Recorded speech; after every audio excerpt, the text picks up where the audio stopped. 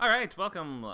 Let's go into our class for today, which is week 2 of these story beats for your for the feature bootcamp, which is our 8-week program that's taking you from idea to finished draft. So welcome. Thanks for coming back, everyone. If you came for the week 0 or week 1, then you have a big head start on what we're doing today, which is making sure that you have your log line totally nailed down and ready to start organizing that into, or whatever data you've been gathering, all this kind of like, foraging and gathering of ideas you've been doing in your sketchbook and in your just early brainstorming.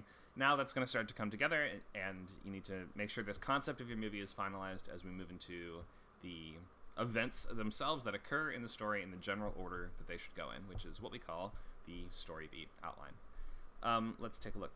So we started on week 0, which was just that getting the early ideas out of the way and figuring out which idea we wanted to choose and why, and getting those ground rules down. Week 1 is on finalizing that logline, so hopefully everyone today has an absolute final version of the logline they'll be using. As you move forward in the course, it's okay if it changes or if you have to adjust it later, but just for now, you should have what you're sticking with for the moment. Then this week is on completing that story beat summary, so that is, you're going to have to figure out what happens in the movie. That actually might sound like you're writing, and you are. This is the writing part. So a lot of the time people might think of it as if, well, we're not actually writing the script and doing that heavy lifting until we get to the actual pages, but this is where you have to start figuring out the answers to questions, and this is where you have to start solving problems. This is where you have to start putting obstacles in your character's way and just seeing what you can come up with for how they might overcome that section.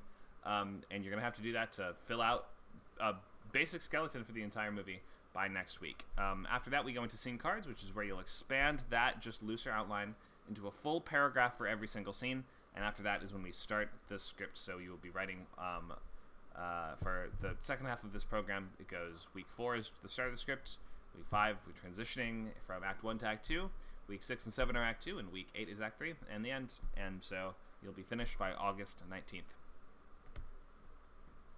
If you've not yet enrolled, I think everyone here is enrolled, but if you need to, you can go to scriptcamp.net/classes or sign up for membership, scriptcamp.net/membership, and start your free trial if you still need to do that. Let's keep going here. We have the overview. So we start with check-in, which, as I've been repeating many times throughout these early classes, I'm going to be a real stickler about these scripts that you need to be reading week by week. So try to come to every class with a script that you have read recently that you're ready to talk about. Ideally something in the same sort of genre as that you are writing, because that'll just be giving you certain tips and tactics and showing you something that has been successful and that has sold in your genre. So it is something you should probably pay attention to. We're going to also just check progress and make sure everyone has their idea for their movie nailed down and like you're ready to start figuring out what happens in it. Okay, then we'll look at structure, and we will do an overview of it. I think everyone in this class here has been in at least some of my other structure classes, so I may not go into every single point in tons of detail unless there's questions about it, but we need to just make sure that you are, like, even as you're hearing these things, and even if you have heard parts of these lectures before, or you have some kind of understanding of what the structure of your script is supposed to be, you should be on your sketchbook, and I would get in the habit of have your sketchbook open during class and be figuring out story problems. Be writing during class. Maybe you know pretty well what the different moments in the structure are supposed to be, or what the different act breaks are, or whatever. So great, start figuring them out for your script as you're hearing about these things. Be working, be resolving these problems. Don't just, like, if you are familiar with these principles, use class time as actively as you can and, like, get the work done. It can be hard to find the hours in the week sometimes to get the work done, so use this time as well. So we will look at some common structure issues and just how to be generally aware of those, and things that you should just be aware of when it comes to how a movie is paced, and how a movie is supposed to feel on the page, and how we move logically from one section of it to the next.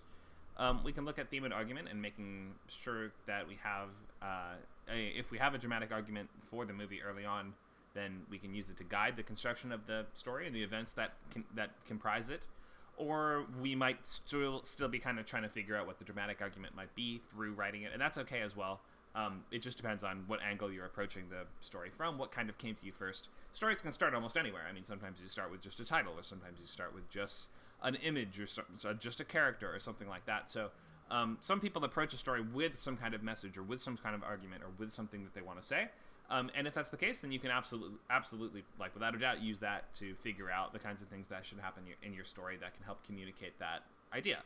Because stories are all, by definition, persuasive documents and persuasive writing, because they are sort of like, just by showing things unfolding in a certain way, you are creating some kind of argument about how the world works, or how, like, what specific thing you're trying to say. So you can refer back to my theme class I did if you want to hear much more about that. But the basics of that are, we should kind of maybe start to see what the logical argument of a movie like yours might be, and use that to help kind of guide the story. You know the pachinko ball example I've used before. If you let the pachinko ball just like drift where it wants to go, you'll sort of see, okay, I have these elements in place. What kind of dramatic argument would that lend itself most effectively to?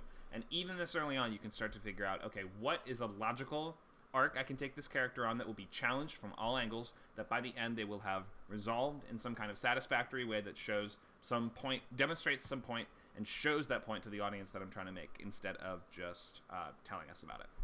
Okay, any questions before we go into check-ins?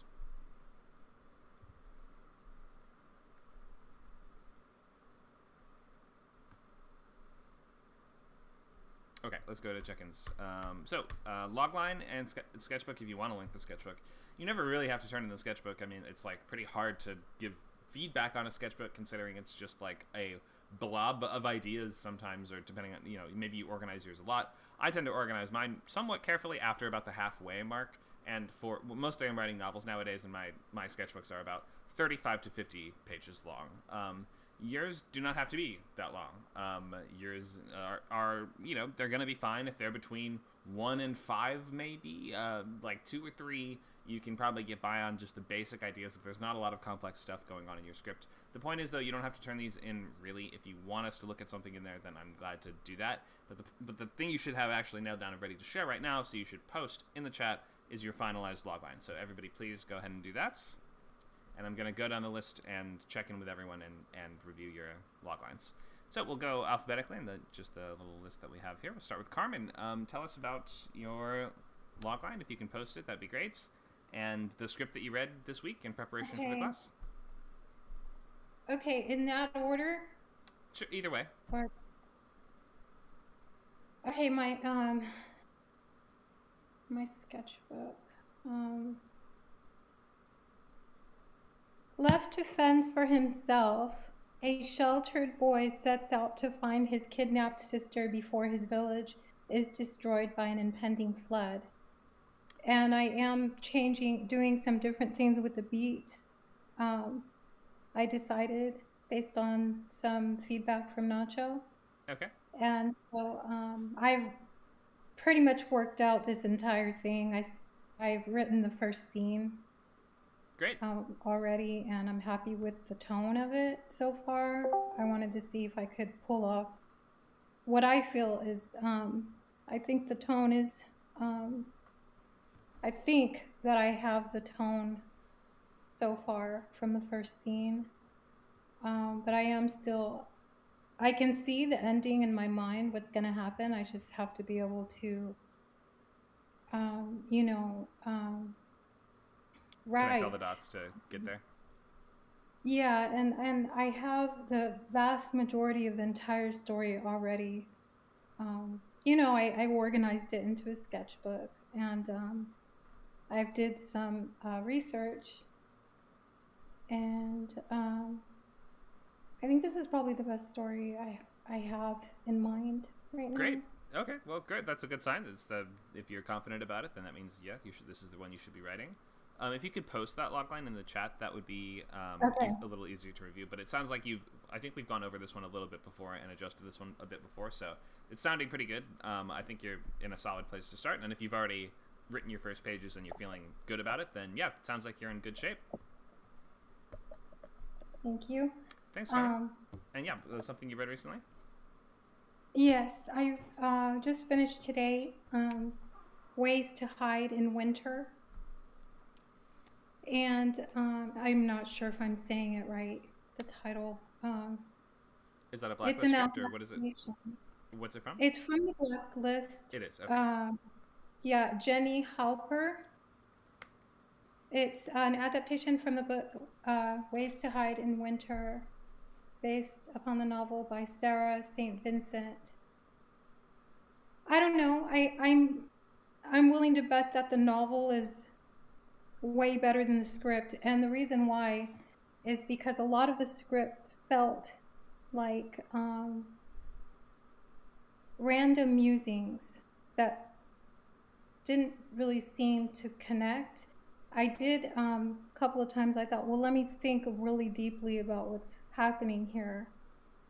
Her pill problem did not, there was no exploration of that. The concept was not fully exploited, I don't think.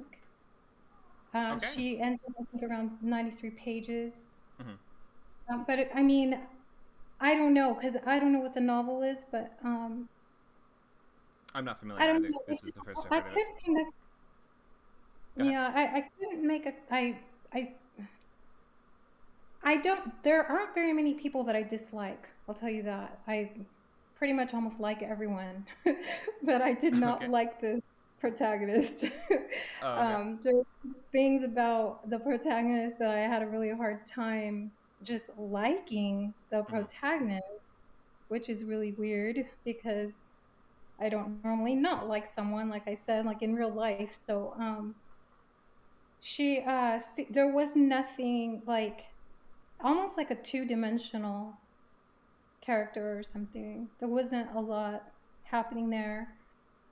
The I see. When I first started reading it, I was like, oh wow, this is something I can read. You know, this sounds beautifully written, you know? And it is in the beginning, and then it just kind of falters along the way. I see. I don't like to say bad things about anyone's No, that's writing, fine. You though. should absolutely be Okay. assessing scripts you like and ones you don't like. And you're not going to like every single thing that's out there, and not everything that's on the blacklist. But there's always something to learn and to note and to realize. Oh, why wasn't this working? That can be something that I can learn from as well. So Yeah. thanks for the updates, Carmen. Glad you read a script and you're well along on your own work. So sounds like you're in good shape. Thank you. Thanks, Carmen. Gray. Hello. Hi, we're doing check-ins. Do you want to share your finished logline with us? I think I'm going to skip mine if it's all the same to you. Okay, sure. Sounds good. Do you want to do this program, or are you just observing? I think I'll just observe today. Yeah. That's fine. Okay, thanks, Gray. Joe.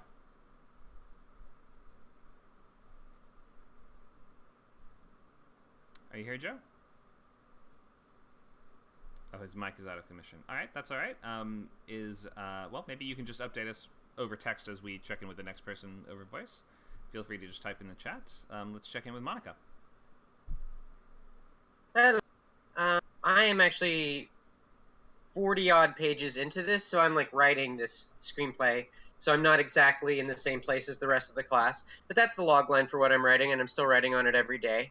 And this week I read The Babadook, as well as, and I started on Pumpkinhead and The Exorcist, both of which are kind of old and the scans aren't great, but I will probably finish another one of those. Mm-hmm. Anyway, Babadook is a weird movie if anyone's seen it. Like it sort of mythologizes the monsters in children's rooms, more or less. Mm-hmm. But I think that when you read the screenplay, it becomes more apparent that it's really just about this single mother like completely falling apart, and especially maybe the screenplay, it's a little more like explicit. They keep writing the line, "She looks terrible. She looks terrible." It appears like 10 times in the script. Mm-hmm. So I think part of what the screenplay is really trying to do is show that like she's kind of incompetent at this single mother thing. Even though most single moms we see in movies are like really valorized. Anyway, I thought it was a really good script. I'm really enjoying it. And yeah, I'm going to keep going down the horror rabbit hole. Cool. Yeah, Babadook is a great read. Awesome script, and yeah, you'll sometimes see stuff a little more like that from writer-directors because Jennifer Kent is the writer and director. So sometimes they can get away with like, oh, I know what that character is supposed to look like in that moment or whatever. They don't have to use quite as much detail as we'd want to for the most part in a spec script. So if you're writing for yourself, there's really no rules. You can kind of write whatever you want. But yeah, you might see a little more of stuff like that in writer-director material. Anyway, yeah, great scripts. Thanks for the update. Glad you're already pretty far along, so you have a head start. So yeah, we're gonna catch up with you in like 2 or 3 weeks, I guess. Or actually, I guess a little more than that if we're still planning. So yeah, maybe by the end of the course, maybe we'll have caught up and finished around the same time. Perhaps we will see. But glad that you are making progress and still feeling good about it. This is the cannibal one, and the logline is: a disabled teenage girl stumbles into a secret society of cannibals who gain talents by eating the talented. She must either fight to survive or become a cannibal herself. Must fight to survive or become a cannibal herself. I'm not 100% sure exactly what that means the conflict is. She's being offered a chance to join them? Yeah, she joins them at a retreat at a fancy old mansion of the sort in many Victorian sorts of horror movies. And she is invited not only to get her, because she's in a wheelchair, she's invited to get her legs back as well as any other talent that she would like, but she does have to participate in the group activity, which is killing and eating people. But on your logline it says she stumbles into it, but then you're saying she's invited into it, so which is it? She stumbles into it through her therapist. So I suppose invited is probably the correct word. Invited into a secret society. Yeah. Okay, she doesn't discover it by accident. Someone deliberately brings her there, sort of like Midsummer. Yes, exactly. But she is not aware of what they are doing before she gets there. Okay, right. I mean, I figured. I mean, I don't think anyone would go to a cult retreat thing if they knew what they were doing there. But here's a question for you: is walking a talent? Yes. I mean. Okay, so for the purposes of this, for the well, so there's a lot of other things that can be done within the canon of the script. There are characters that don't age. There are characters that are cured of diseases. It is sort of ambiguous as to how all of this works. But if I were to try and write all of that out in the logline, I would drive myself crazy. Okay, so right, I understand, but I guess what my question is are you suggesting that by going here she will be able to regain her ability to walk? And you are saying yes, indeed. So it's not just talents; it's sort of just any ability. So you steal people's like ability to do whatever you want. More or less, yes. There is a scene in the movie which is in the outline and not yet written, where she has a plate of meat in front of her that will give her use of her legs back, and she has to choose whether or not to eat it. Okay, and at what point is that in the movie? That is about at the 3/4 mark. Oh, that's getting towards the end. Yes. So wait, what is she doing for the majority of the second act? For the majority of the second act, she is first acquiescing to the idea of, like, taking part in all of this, and then she very quickly realizes when she sees a person murdered in front of her that this is not for her. And then she tries to get out. After trying to get her phone back, call whoever, she is captured, taken to the murder basement, but then they invite her back out and say, okay, we've scared you, now you understand that if you expose us, we will kill and eat you, so why don't you just come back to the fold? Okay, I'm with you. So yeah, it sounds like you're in good shape. I mean, this is very sort of like, Midsummer kind of plot line where we have cult that brings someone there, they try to escape, but then they end up having to sort of be forced to join it. Yep, it sounds interesting. I like the hook. Sounds like you're in good shape. Just keep trucking forward. Try to finish whenever makes sense for you. 10, 20 pages a week, and you should be all set. Beautiful, thank you. Thanks, Monica.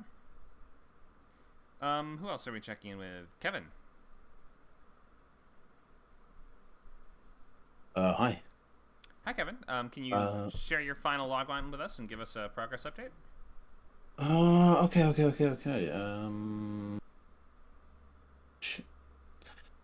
I mean, I haven't actually. The logline I'm doing, paste it in the thing here. Okay. I've actually got one or two questions because I simplified it. Here we go. All right. Holmes veteran trains a rich crime fighter. Actually, it's a longer version than the one I wanted to put down. Oh. Do you want us to come back to you in a second? 1 second. but there's a second version. Basically, I'm struggling between paring it down and making it more readable and actually making it stand out. I'm just there's a point in the thing, like the homeless veteran, I'm trying to make out that an important feature is he thinks being a vigilante crime fighter is a stupid thing to do, and he's against violence for his own reasons. Like, he avoids conflict, but I don't know how to put that into a log line. I'm not even sure if it needs to be in the log line, but it's just I'm not sure how to make meaning that he doesn't want to cause trouble. That's all you mean? No, well, more avoids violence. Sure. I mean, I think we assume most people avoid violence if they can, right? You may not need to include that. Okay, cool. Right. Okay. So let's. So basically, for some reason, I can't get the stream chat to come up, but I'll look at it in the Discord. So after a homeless veteran is hired to train by wealthy crime fighter wannabe, is there a typo in the second one? It's hired. There is. The by shouldn't be. Hired to train a wealthy crime fighter wannabe. Is that what you mean? Okay. They must work together to stop a crime boss they cross. A crime boss they cross. Something very kind of Dr. Seuss about that you might want to just consider. Okay. So the first one, I'm leaning towards, even though it's 2 sentences, just because I think it does give us a slightly more complete picture of the order of events here and like the cause and effect. A homeless veteran trains a rich wannabe crime fighter. That's like Act 1, right? Mm-hmm. Okay. At first, it fills a void in both their lives, early Act 2. But when they cross a gang boss, where does that happen? Midpoint? Yeah. Okay. They're both thrown into a fight for survival. Meaning what? Basically, their boss tries to kill them. When they cross a boss, so they're not really thrown into a fight for survival. They leap headlong into a fight for survival. If it's just they try to kill him and he tries to kill them back, it doesn't sound like this is an unexpected consequence, does it?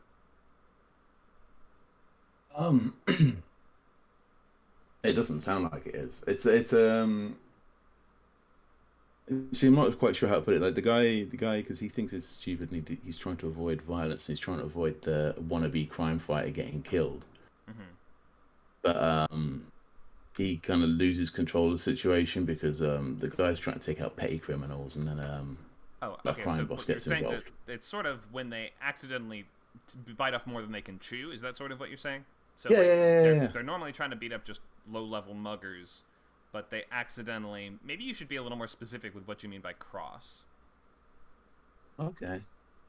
So when they beat up the top mafia boss in the city, now all the gang killers are after them. Something like that. See what I mean? Where it's just, if we're being more specific, we can frame the events of the movie a little bit easier. Okay. So I also think it totally makes sense. And this is is this a crime thriller, or is this sort of like a comic book movie?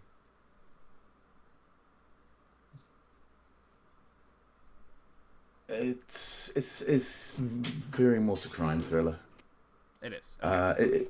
Yeah. But we have people training to be sort of vigilante crime fighters? Or you don't mean like costume wearing, do you? I guess you did. Early on, we saw some pages from this. They were wearing like ski masks and stuff. They're like kind of Citizens Watch. Yeah, there was the main guy. The main guy is trying to be, but he's not seeing it that way. Kind of. You've seen the movie Super, which love it. Has a bunch of I mean, there's a very extreme transition at the end of that. It's kind of, I mean, because that's not really a comic book movie. I guess it's a thriller, but it's closer in tone to that than say kick-ass, which is also inspirational to something Yeah, I I like. mean, But it's- those pretty similar on both of those. It's just Super is just Mm. like more grounded version of that, I guess. yeah, I guess that's what this is. It's kind of a grounded uh, version of a Batman, yes. But Okay, gotcha. So I think I'm still working through it. Yeah. yeah, I think you're mostly there. This sounds like it's mostly working. I like the sense of relationship and the conflict that it implies, and it all sort of makes sense. I'm assuming that the crime fighter is just paying him to do this at first.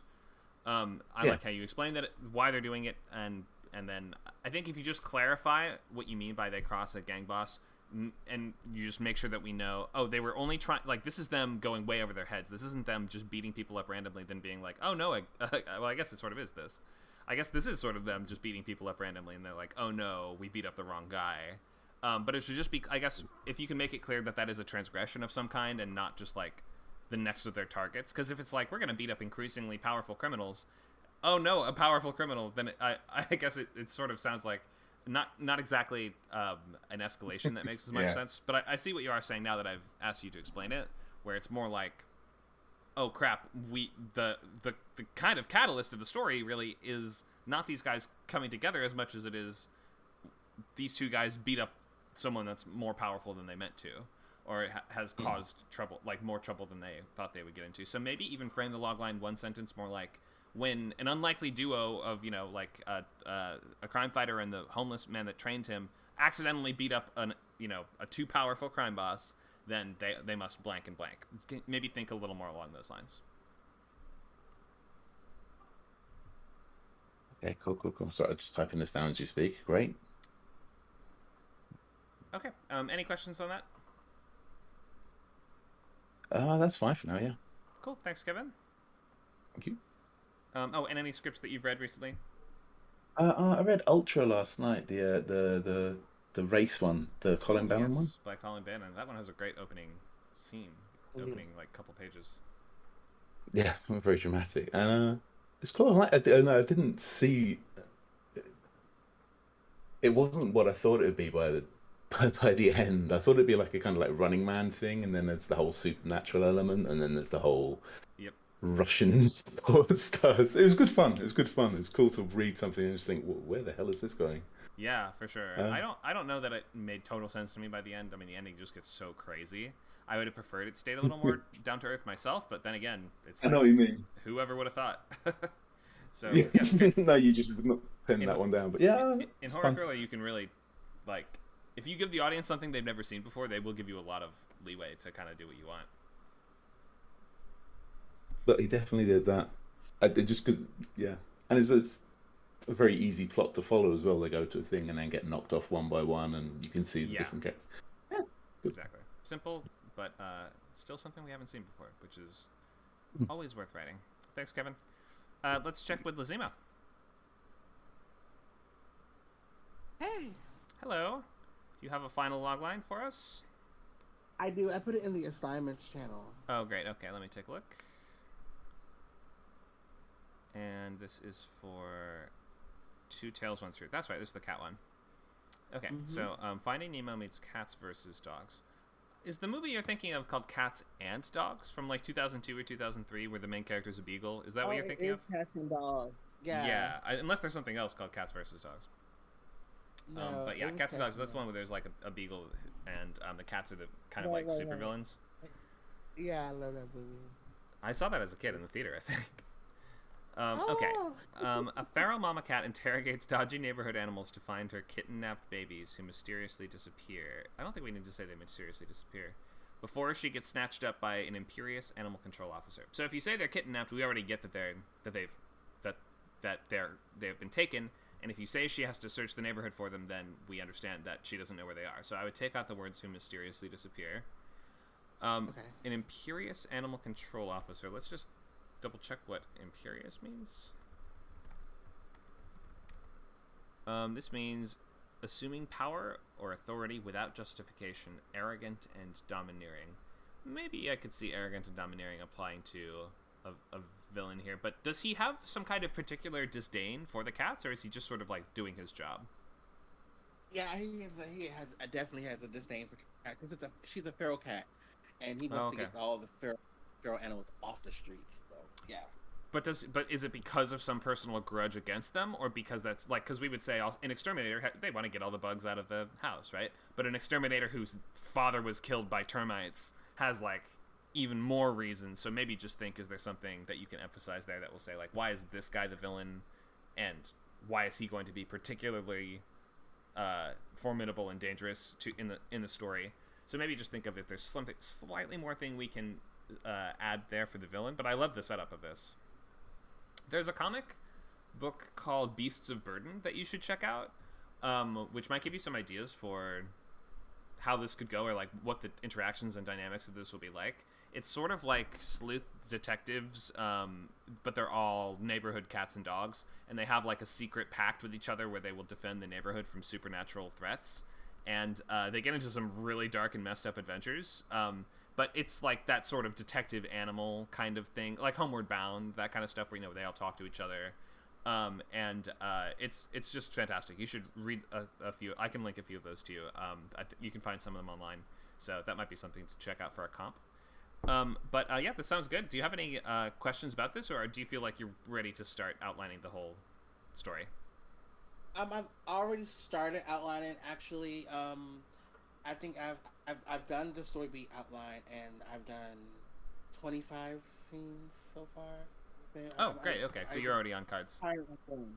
Yeah, I'm on cards now. So I'm on Act 2, which was I was like, I was trying to figure out where I should go.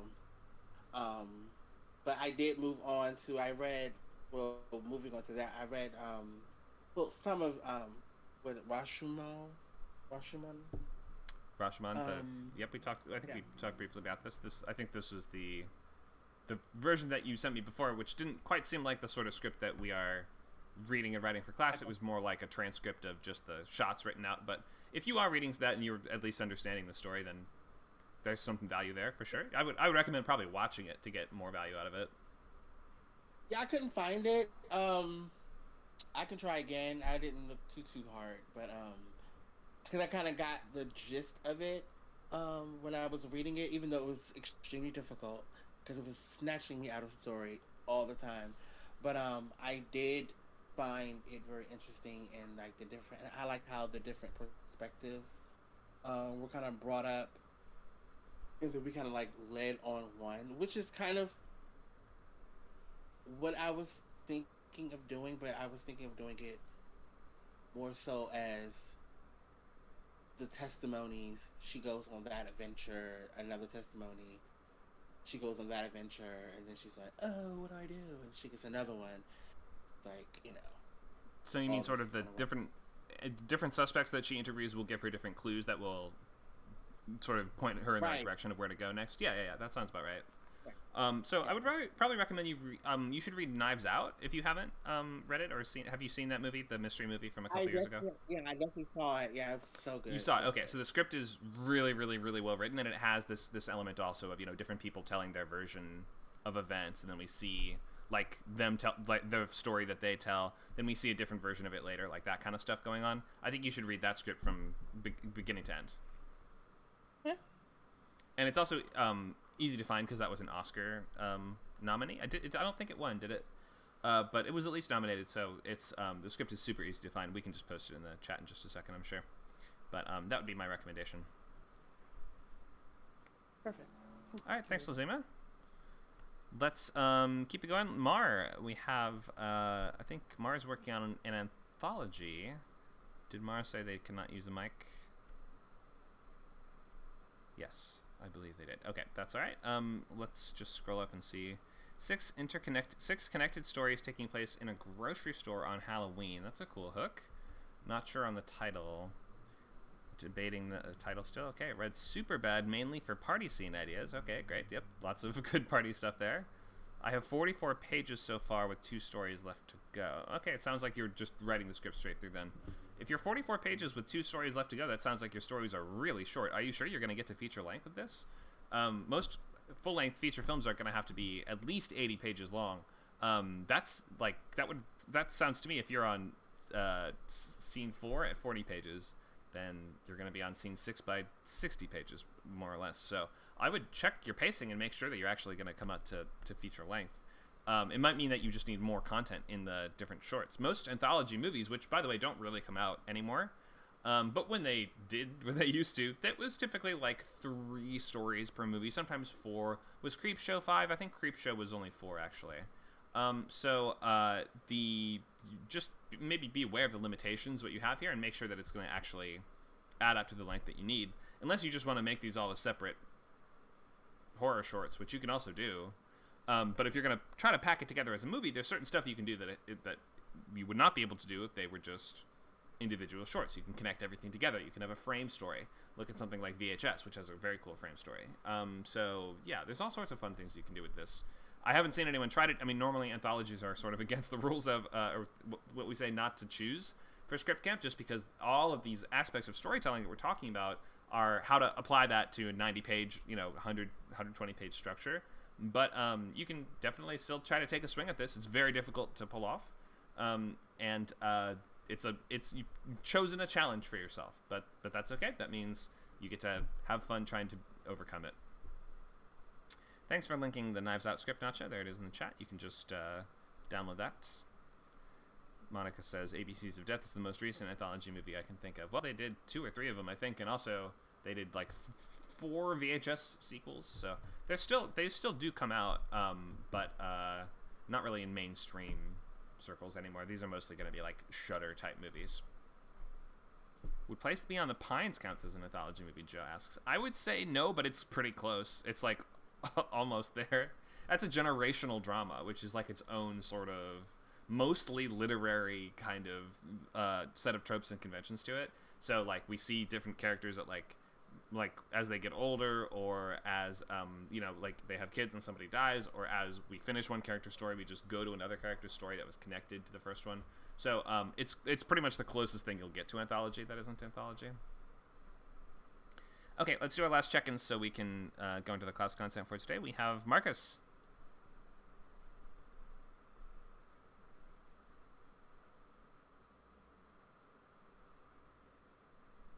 Okay, I'm trying to enter it in there. Oh, there we go. Okay. So that's the log line that I kind of am working from. Oh, okay, great. You decided on the nanny one? Yeah. What was the title again? Nanette. Okay. So I'm thinking of changing the name to Roe, but I don't know if that's too loaded. Okay. Regardless, I think this is the Robo Nanny movie. I think we get the idea. Regardless, exactly. Yeah, whatever you turn up with the title. Okay, an AI nanny falls in love with her new family, but for some reason wants to kill them. She must figure out why while resisting the urge to kill them. So I think you can pull this off in one sentence, because the second sentence is sort of just adding one thing. She must figure out why. So I think you need to frame this sort of like an AI nanny must figure out, must figure out the origin of the murderous urges inside her before she kills her new loving family. Something like that. You see how that can be one sentence just combined? Yeah, actually, that was really good. Something like that, yeah. So you'll find it in there. Is there an adjective we can give the nanny to explain? Is she like... It doesn't have to be difficult, but... Because, like, we have a great hook here. If it's, like, a compassionate AI nanny or something like that, it might just make... it's almost redundant. But it might just emphasize for us why... She's very naive. Okay.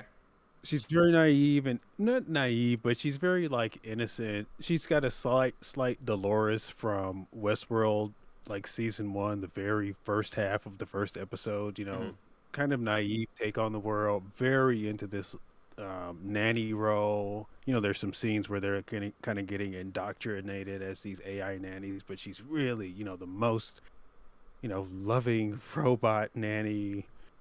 I don't know how to... the adjective for that. Oh, it's okay. As long as we understand that she actually cares about and wants to do her job right. So pick some word that implies that. That's why I leapt to like compassionate or something like that. Something that will just imply that, oh no, she cares. Like if having an AI character is kind of tricky, right?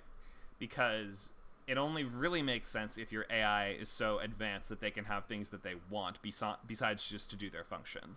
And this is something we're going to get into a lot more in the upcoming Sci-Fi Bootcamp on Saturdays, so you should come by that if this is all interesting to you. But you might just have to frame your character as if there is a clear want. And the easiest way to do that is just to emphasize that, oh, she has some trait that would make her enjoy doing her job. Okay. Okay. Let me think on that one. Okay. Sure. Yeah. No worries. But yeah, and combine this back into one sentence, and you've got a strong idea here. This will be hard to pull off, right? Like I mentioned, just because AI characters are difficult, and they have certain really limiting rules in place on them that can create challenges for storytelling. Let's just say. So you've chosen a challenging project, but but just mostly because the core of the story is so cool that the expectation will be higher for you to pull it off. Do you see that you've picked like a high target, and if you miss it, it'll be like, oh, that was a waste of that idea. But if you hit it, people will be like, oh, you knocked it out of the park. The ending, I have like, oh, I'm sorry. Yeah, at the ending, I have like 2 or 3 versions of the ending of like how it comes out, but I'm feeling the pressure, of like, oh, is that build up worth that ending? Oh, yeah. It's an insanely cool logline. I mean, I love this idea. Do you have comps for this as well? Kind of ex machina in the kind of manipulation that's going on. A little bit Raised by Wolves with I don't know if you're watching that show. I think it just got canceled. I saw the pilot. Yeah, with it's kind of like Lamia, I think her name is, the main mother, I think they call her. A little bit of that. I would probably not. Yeah, those are the things. I would not choose Raised by Wolves to comp, just because that's going to throw people off if we consider like you might be seeing some similar character elements or something like that. I see what you're going from. There's that sort of evil mother type, or that very cold, calculating mother type robot that maybe you're referring to. But I think it's going to throw people off because if you comp that, they're going to be thinking, oh, this takes place on a distant planet. You know what I mean? Like, I think just that the world of Raised by Wolves is one you would only want to comp if you were suggesting that it takes place in a radically different second world. So probably pick a domestic thriller instead, because that's the hook of what you're doing. You're doing evil nanny movie, but she's a robot. So it's Ex Machina meets, what's that evil nanny movie everybody always talks about? The Hand That Rocks the Cradle. Hand That Rocks the Cradle. Yeah, you're doing Ex Machina meets Hand That Rocks the Cradle. Yeah, and that was my original one, so that's it. Yep, Ex Machina. Yeah, don't pick something that'll throw people way off and make them think, oh, this is going to be more complicated than it is. Gotcha. Thank you. Thanks, Marcus. Yep. And anything you've read, proscripts that you've read in preparation for the course? Yeah, I read that Blacklist is great. I read Cauliflower off of there. Great. And I don't know if you read that one. It's about the wrestler with the ear. Yeah, I actually really enjoyed it. I thought it was it actually reminded me of like I used to watch this show way back in the day. Are You Afraid of the Dark? It came on Nickelodeon, and it kind of reminded me of one of those episodes. Where it was sort of like an anthology. teen horror. Yeah, it's like Goosebumps kind of stuff. Exactly. Yeah. The idea of something relatable that happened to you at school becomes the sort of monster of the week. So yeah, I can sort of see the connection that you're making there. The idea being your wrestling injury. What if that became a monster? and whereas exactly, yeah. Goosebumps or what is it? Don't Be Afraid of the Dark would be like, what if your lunchbox was the monster? What if the basement was the monster? Like, just name a thing a kid is scared of. Yeah, I can see the comparison there, and it's very well written. It's very spare, very clean, very simple, very to the point. So lots of good prose to study on that script. Yeah, and I liked the level of horror and gore. There was some blood, there were some murders, but not guts all over the wall, but just enough. And yeah, it was really well written. Yeah, really, it was a nice one. Awesome, great. Keep reading at least one thing every week, but up to 3. 3 is around what I say should be aiming for. Thanks, Marcos. All right, that looks like our updates from everyone. Did I miss anyone?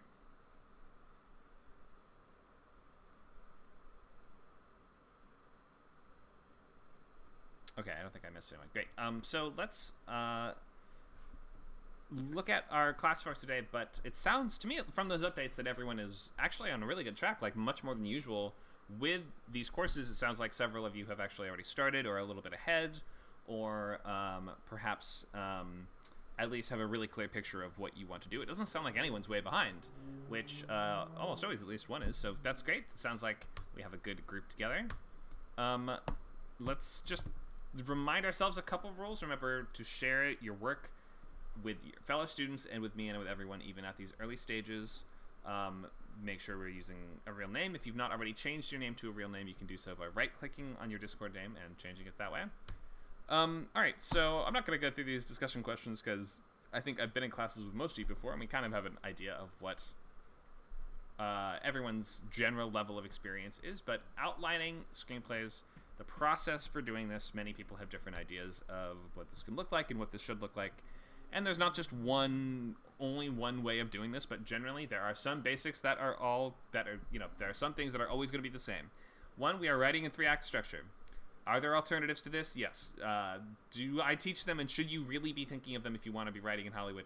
Not really. Your goal is to kind of master this 3-act structure. So, however many times it takes for you to review the basic points of this to get these, to know these by the back of your hand, then the more of that you should do, because this is going to form the basis of what you're doing for your entire sort of Hollywood writing career. We're organizing the events in the story. This is all sort of here to help you and not to manacle you into one way of doing things, but you should learn these methods before you start radically changing these things. Just because these different styles and these different types of storytelling exist around the world doesn't mean that we're always going to be in tune with exactly what you're trying to do. And you're trying to write professional feature spec films in America and Hollywood. That means that there are certain expectations and certain things that need to be in place for those to work.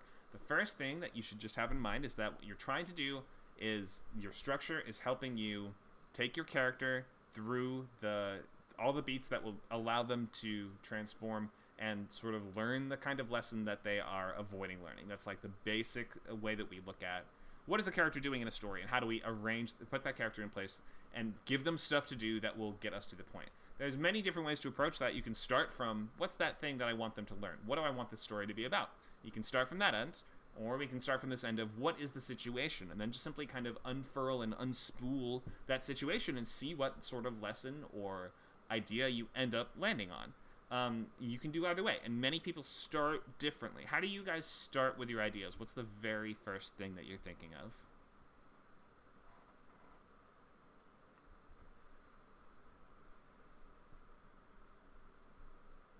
I'll either grab like a title, which is where Guide to Eating People kind of obviously started. I started with a title, or I'll kind of feel an idea in my brain. Like earlier today, it sort of occurred to me this idea of a weird movie about fashionistas being mind controlled into murdering people by the clothes they have to model, and so you kind of just work. You start there and you kind of work your way around into a story. But I personally keep a pile of log lines. I have like 15 or 16 log lines just in a Google Doc that I just keep. And every time I have an idea, and I try to have ideas all the time, anyone that will listen to me, I will pitch movies at you if you will sit and talk to me for any length of time, because I just like to come up with ideas. And the really good ones, the ones that animate people, the ones that are like, oh man, I really like that title. I really like that concept. They turn into my logline list, and my logline list eventually turns into my screenplays. So that's kind of where I start. Great, yeah, and it sounds like you are mostly, if you're coming up with this just the core situation first, then that's very suited to horror thriller type writing, which it sounds like you're mostly doing. Pretty much. And I think that now, at least for the moment, now that I'm like facilitating the Horror Writers Club, I kind of want to really specialize there for at least the next 6 months to a year, to really feel like I am quote unquote expert in one thing, which horror movies. Why not? Why not? The bar is pretty low, so if you can do them well, then there is always work there. It's great.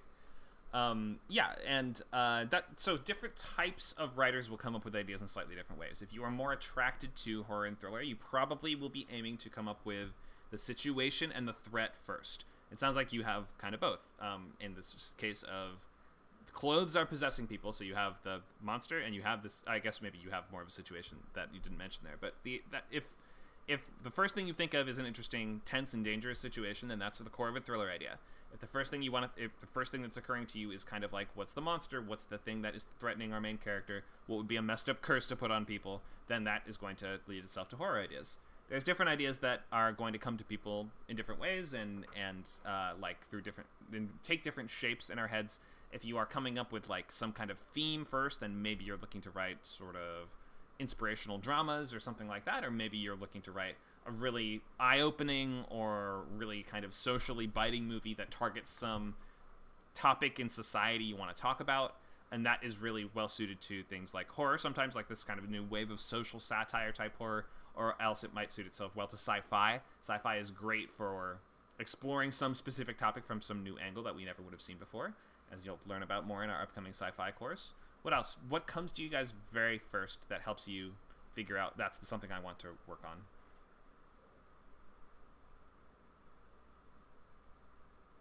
I don't know. With me, I just observe my breathing. Trying not to like. I don't really think about anything, and I just first I find the location. I just observe my breathing, and then I'm at the location. It's the interior church night, and then I'll bring in I'll look around and I'll observe what I'm seeing in the scene, and then the character comes in. It just flows. It just write. I just write it out. For me, Great, it's a bit okay. difficult for me to have an idea. It's almost like meditation for you. It sounds like kind of exploring the idea, just seeing what comes to you. Yeah. That's great. Yep, that can be a nice way to start. It may not be the best way to come up with like a slam dunk high concept premise, but maybe you can see which situations kind of interest you the most and then expand on them a little more, then expand on it more and see once it starts to find a shape, then you can be like, oh, that's what kind of movie that could be. So that's a perfectly fine way to approach it as well.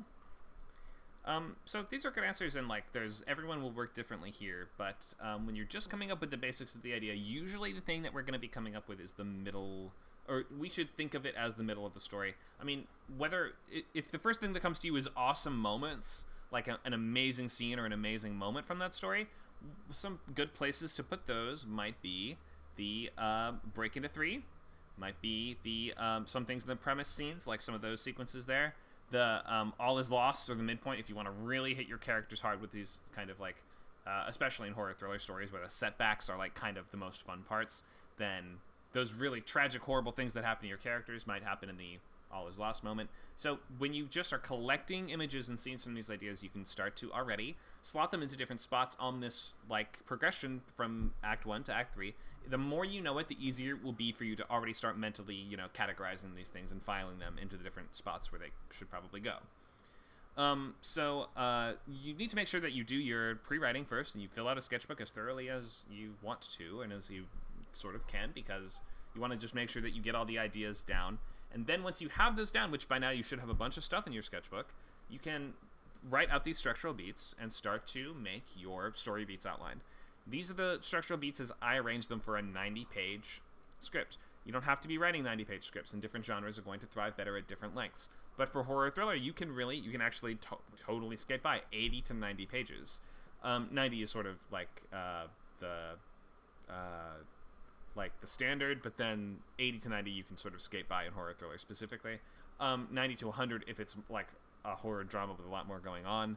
Above 100 usually does not work in horror thriller, so be really careful there. But depending on your genre, maybe you just need more room, so you might schedule this out, or you might budget out these pages.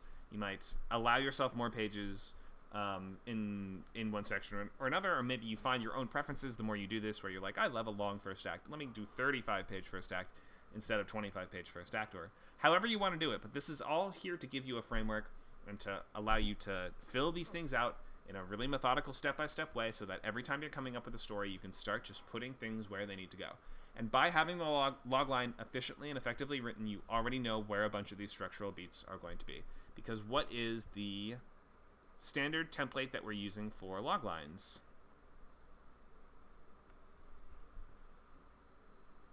Anyone?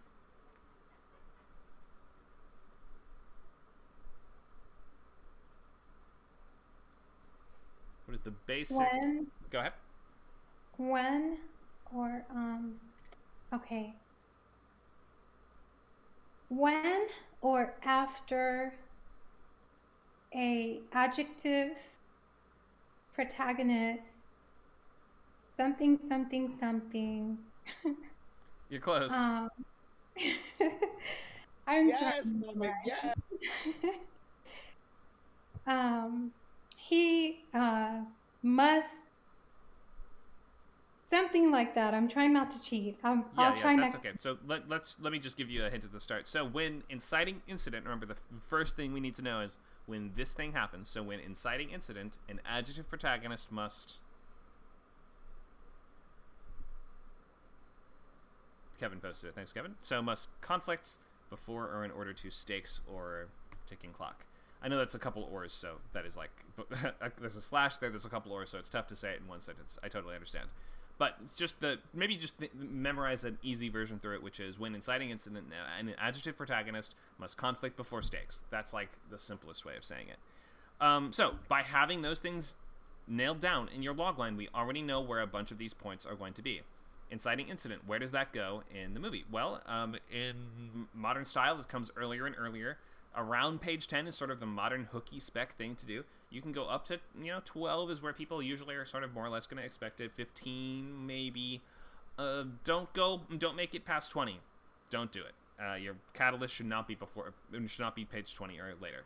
At the absolute most, like 18 or 19, I would say. But if you wait until past page 20 for the story to get going, your first note is going to be the story does not get going quick enough. That is the most common note that is ever given to newer screenwriters. So probably put your catalyst around page 10 to 15. So we have that when or after inciting incident, and I use the phrases inciting incident and catalyst interchangeably. They mean the exact same thing, but that is the event that occurs that causes your story to happen directly. Often it's going to be a thing that unveils a kind of doorway to your main character that suggests, hey, life could be different. It's going to be, they find a briefcase full of money, or they meet the right person at the party. There is something that says, hey, life could be different. On the other side of this, you have perhaps a chance at getting what you want. That's usually how this is going to look. Not all stories. It's tough to...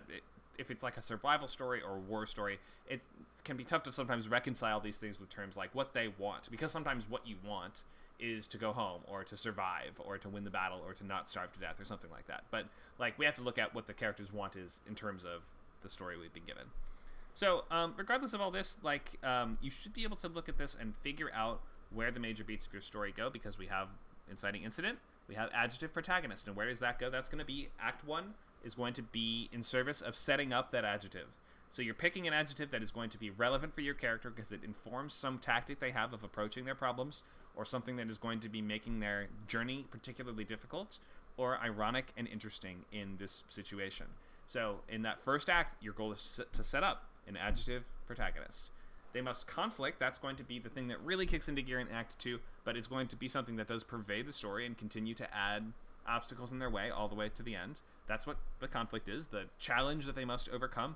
It can be an antagonist, or if you have an antagonist mentioned, that can help certain loglines. Before, in order to stakes, that's the thing that will happen if they fail. Ticking clock is a device that's moving them closer to the stakes. You don't have to have both, but one or the other, usually. So those are the questions we're going to have. If you don't answer all those questions, that will be what we're wondering. So you don't always have to use this template exactly to the word, and you can imply the answers to some of these things, but if we're left walking away from it and we don't know what starts the story off, who is the main character, and what is just one thing about them that is going to be relevant for the story, what is the conflict, and what are we doing in Act 2, basically, and what will happen if your main characters fail, and what is moving them, firmly and inevitably towards that point of conflict and action with a sense of urgency and motivation. That's everything that you need to do in a logline. Wow, that was 25 things. But that's what a logline needs to do in one sentence. And we have some really totally fine, totally workable ones here in the chat that we've already seen, that I've already signed off on. Everybody's here, I think. At least with some extra feedback, but you're mostly fine, everyone in class. You just want to make sure that is the general group of questions that you're answering with the logline. Okay, questions before we move on? Yeah, I did add just change one word of my logline. Okay. That I think fits the bill. I'll scroll up and find it. You edited the post? Yeah. It's an assignment. Oh, it's an assignment. That's right. Okay. Okay, a feral mama cat interrogates dodgy neighborhood animals to find her kidnapped babies before she gets snatched up by an... Oh, what is that? Ailurophobic? What does that mean? Fear of cats. Okay, I would just say cat-phobic. People aren't going to know what this means. I was going to say cat-phobic, but I was Yeah. like, maybe I should use the word. It's not, cat-phobic is not a real word, but neither is kitten-napped, so It's I not, think that yeah. you're in good shape. So is he actually can do that. afraid of cats? Yeah, he's He actually is. afraid of cats. Like, yeah, he's afraid of cats. And that's why he hates them, or he hates them because he's afraid of them, that sort of thing. Yeah. Okay, fair enough. Yeah, I would just not use that word because everyone's going to be like, huh? But just be more on the nose. It's a kid's movie anyway, isn't it? So I feel like you can kind of, you can play around with the words a little more. Cool. Thanks. All right, thanks for that. Any other questions?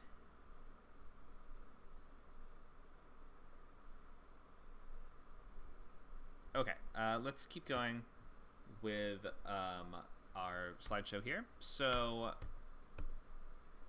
we've gone through all the basics of Act 1, Act 2, Act 3. I want to specifically interrogate, are there any of the major parts of structure that you guys are struggling with, you recognize that you don't fully understand, or you have any questions about in your particular story?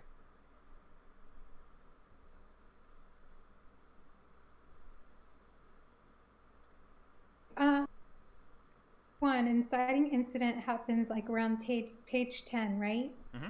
Is that correct? Yes. Okay. So then between page 10 and 25, you're trying the locks. Mm-hmm. Okay.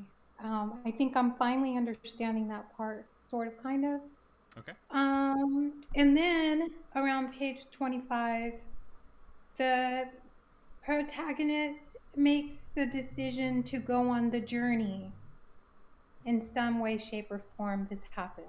Mm-hmm. Okay, I think I really do understand this part.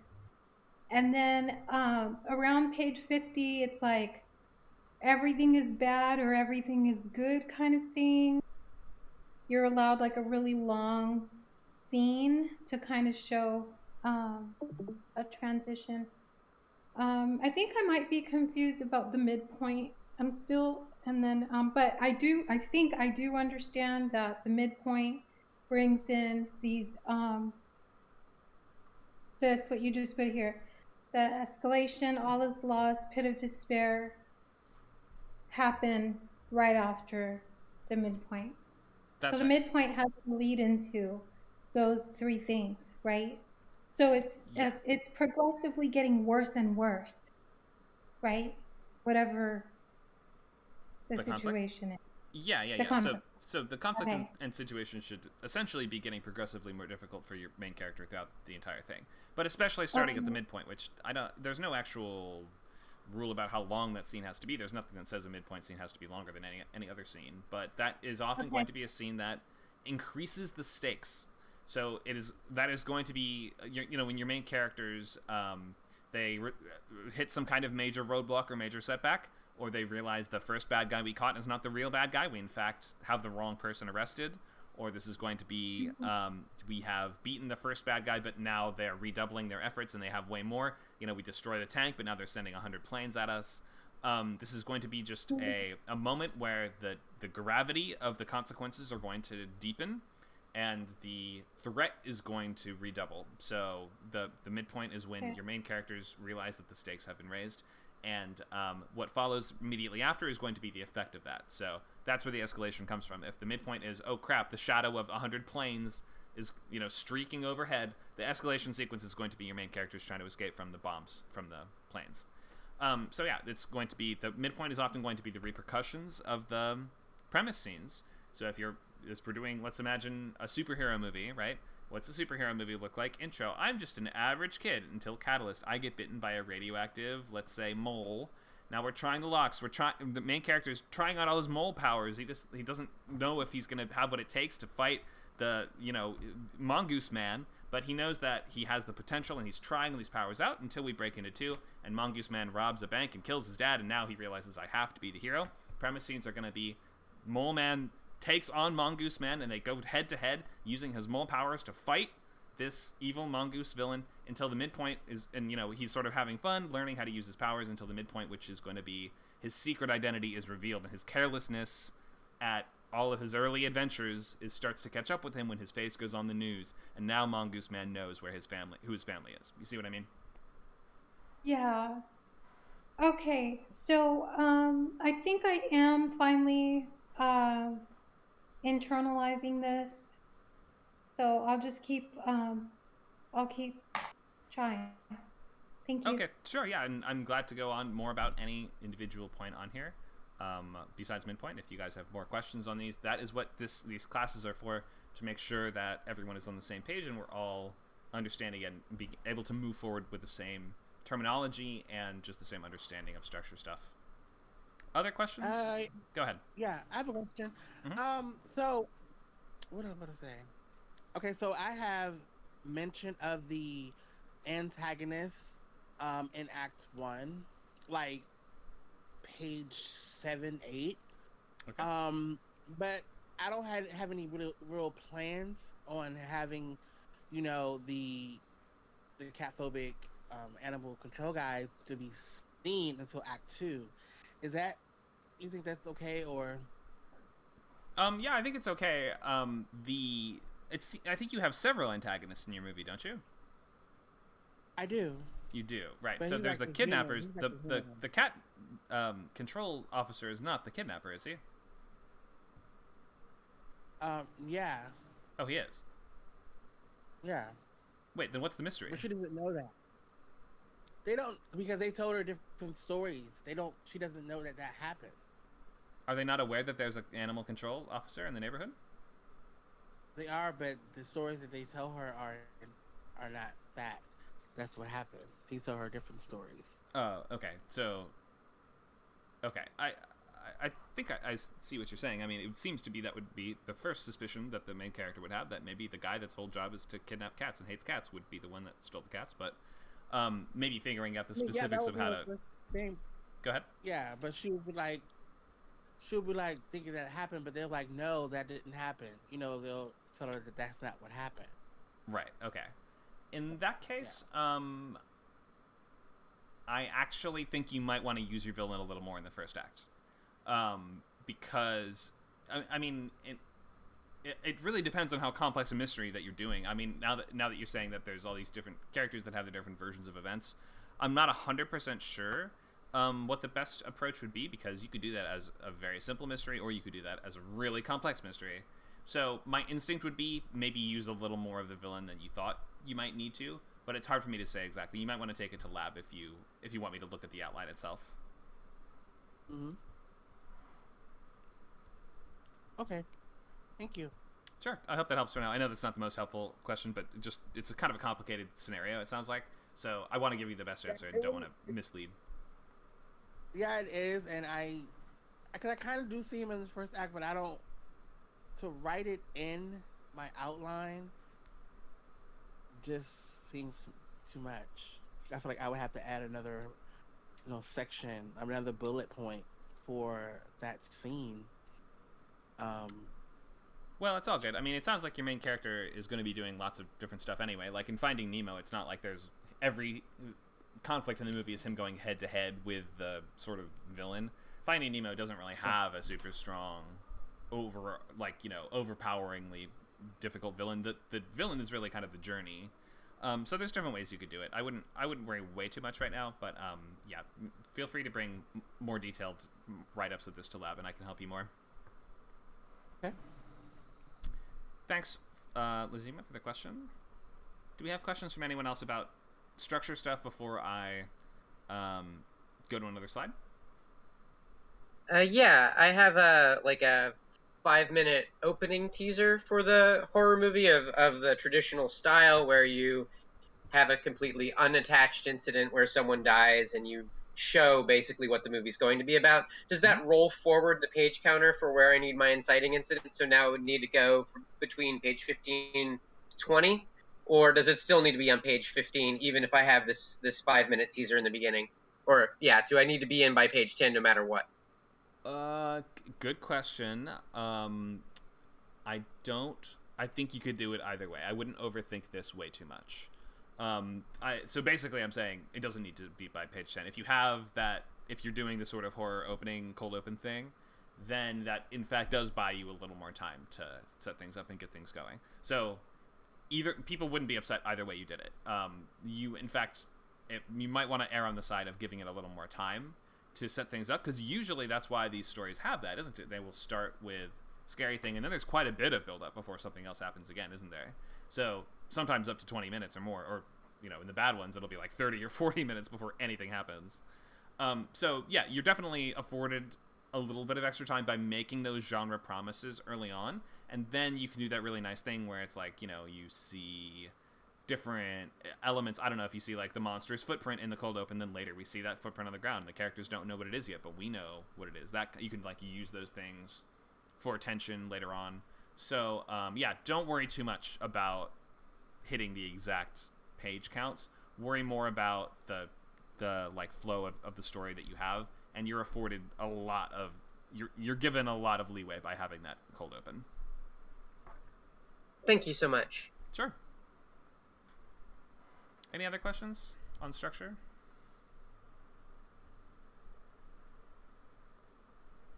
That is a good point, though, that we should make about making genre promises early on, as in your opening couple scenes. Did anybody see The Lost City, which was this movie that just came out last year with Channing Tatum and Sandra Bullock? I did, yes, and it's very good. You saw it, yeah. I think we were chatting about it in the other chat channel, but I thought it was great. And so you saw this, right? And you the tone of the movie is, and like some of the scenes all throughout are very sort of schmaltzy and cheesy, but it never feels inappropriate, because do you remember how effectively they set up those genre promises in the opening scenes, where the movie is going to be about a cheesy pulp pulp adventure romance writer who ends up going on an adventure that's going to end up kind of being like her books, and she ends up going on this with the central relationship being the cover model from her books. So the sort of joke of the movie is that her life starts to resemble one of her own books in such a way that even the events themselves, the plot moments, these like really melodramatic moments, they just feel like something from that genre. And because we set that expectation up, it never felt out of place or it felt like bad writing at all. Did you feel the same way, Monica? Oh yeah. I thought the way they opened it with this. Well, I mean, there are basically two scenes that they open with. Number one, that's like a copy of the Indiana Jones Snake Pit, and then the other scene is this book signing where he's wearing this this really ridiculous costume, and she's wearing a ridiculous costume, and you're sort of seeing the movie that we're going to set up. It's going to be a traditional old school adventure movie, wearing the clothing of this kind of snarky rom-com. It's very smart, and they do all these great callbacks, like saying, "Oh, it's a rental" every time she tears her costume again. Yeah, great movie. So good, and it does such a nice job of setting those genre promises that even when we got to really schmaltzy moments, I was like, yes, of course, that feels perfectly fine. That feels right. It would have felt weird if it was played too sincerely after a certain point. So just by setting up the audience correctly in your opening couple scenes, you will calibrate them for the experience that they are about to go on. So I'm in today's class, just because I feel like almost everyone has at least some understanding. Like, I feel like everyone here has been in at least one other class before. Am I right? Except for maybe Mara and Marcus, perhaps. But just because I think that we've gone over just individual structure points so much that it's worth emphasizing certain stuff that we don't talk about as much, which is making sure that we're setting up the audience for the ride that they need to be preparing for in the opening couple scenes. So before you get too lost in the weeds of your script, check, am I delivering the promise of what kind of story this is going to be in scene one? And that can mean a couple different things. If this is going to be the sort of story where you want to calibrate the audience to expect things to happen in some kind of certain way, then you need to make sure that we have that early. So let me ask this example question. So what if we wanted to give the audience the sense that we can't trust anyone in this story? How would you set that up early on? In like the first scene or two?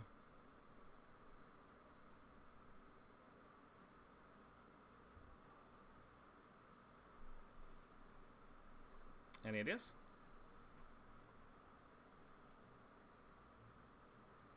Maybe introduce the protagonist as a highly suspicious person. You're going to set up your protagonist as a suspicious person, and that's going to make us feel the idea that we can't trust anyone in the whole story. Maybe. I mean, you would have to reveal, I feel, because we are going to assume that your protagonist is more or less trustworthy, at least to us, like they are a reliable narrator to us. If we're going to say you can't even trust the protagonist, then you're going to have to set that up in a very specific way with like a certain move. I mean, here's some other ideas in the chat. Not just as voiceover saying the opposite of what's happening on screen. Sure, that would be a nice way for us very early on to establish we can't even trust what the main character says. If we, in our opening scenes, show them narrating something different than what's happening, that's a good example. How would we want to, if we want to make the audience, or does somebody else have an idea? Go ahead. Yeah, I was saying, like, in my scene, I was thinking of the mother cat, like, getting kicked and abused by humans. So we just know that, don't trust the humans. That's just the whole feel of the movie. Okay, yeah, sure. I mean, you're talking about just setting up a story world in which the animals can't trust the humans. That might make sense.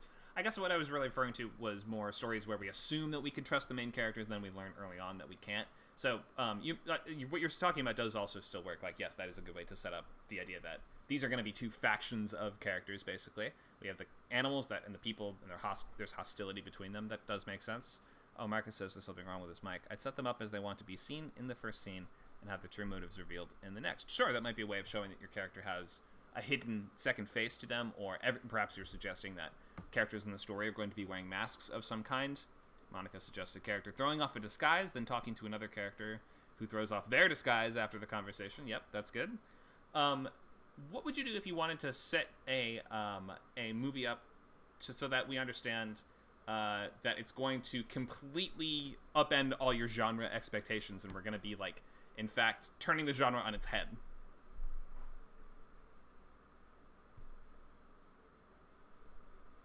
Starting off with some kind of maybe beginning the script with a horribly violent scene, and all of a sudden cutting to a very lovely, beautiful, sunny day at the beach, or something to that effect, or vice versa. And what does that have to do with genre expectations?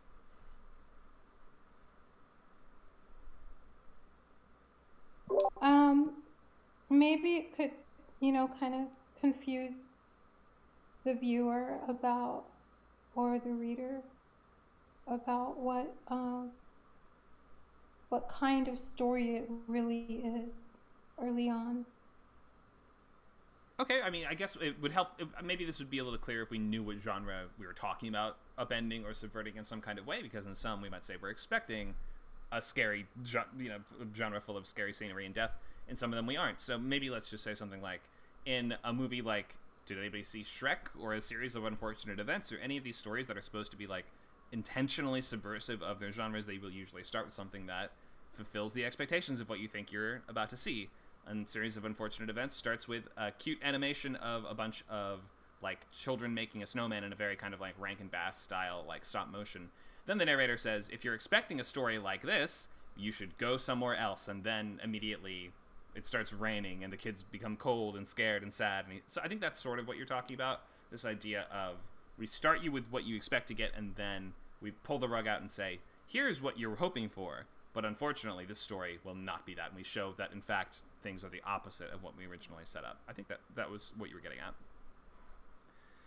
But yeah, that is totally something you can do. What would you, how would you, or in the first couple scenes, set up let's say, an action movie, but tell the audience they're not supposed to take it too seriously? Like, this is all going to be very kind of over the top and cartoony, and you don't have to be in constant worry about, are these characters going to die?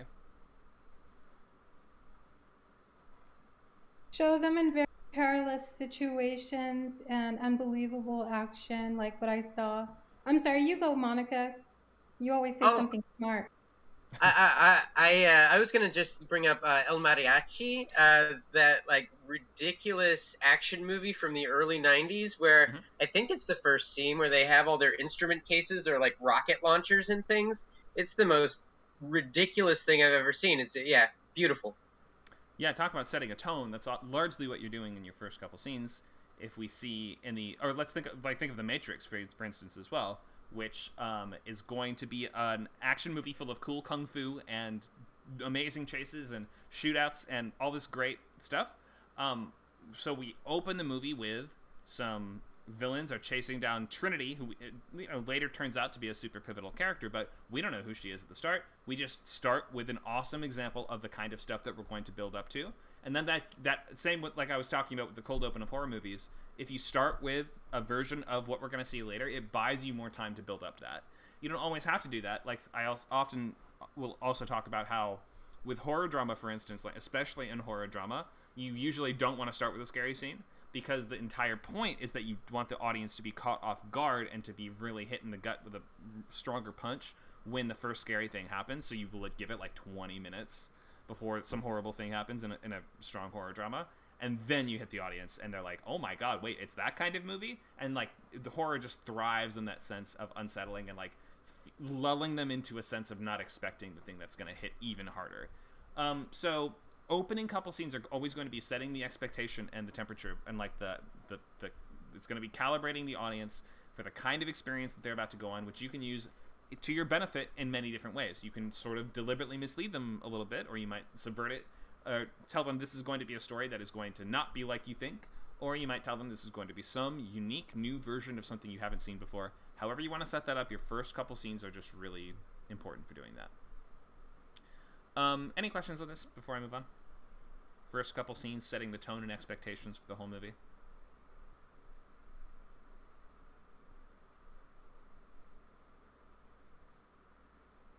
So pay extra attention to those first couple scenes, especially the opening scene.